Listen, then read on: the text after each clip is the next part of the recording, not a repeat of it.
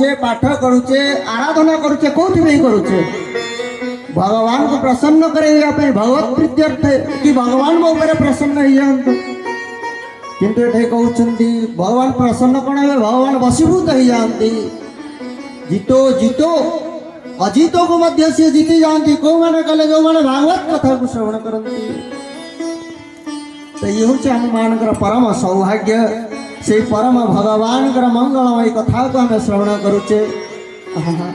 आउ जो मैंने ए कथा को छाड़ी देकरी संसार नाना विभिन्न कर्म वासना रे बुड़ी जाती से बोका कहीं संसार रे नांती ब्रह्मा तो कहले ज्ञानादि उपासना रे जो मैंने लगी जोगादि उपासना रे जो मैंने लगी से माने बोका